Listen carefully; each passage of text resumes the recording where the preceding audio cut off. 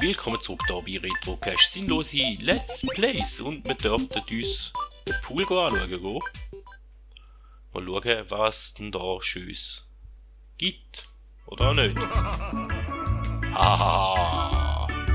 Was für eine tolle Poolparty, nur Sonnenstrahlen. Schon bald kann ich mit meiner Bräune prahlen. Meine Gäste wissen es ganz genau.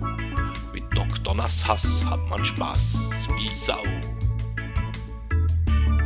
Aber Moment, was muss ich da sehen? Meinen Erzfeind ganz ruhig am Himmel stehen. Einmal kannst du mich zum Narren halten, doch diesmal werde ich dich ausschalten.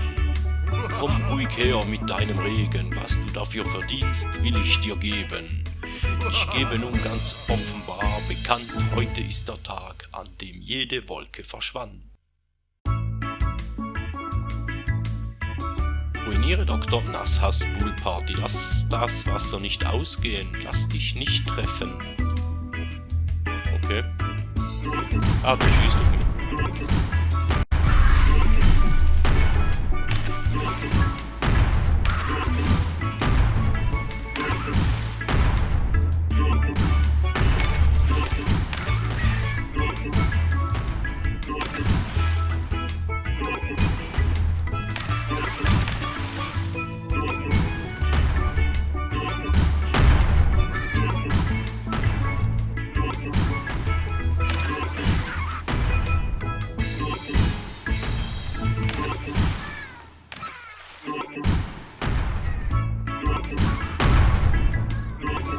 Oh nein, jetzt bin ich getroffen worden, oder?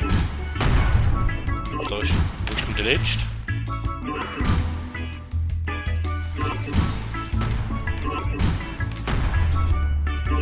Ah, der I Love Cloud Mensch.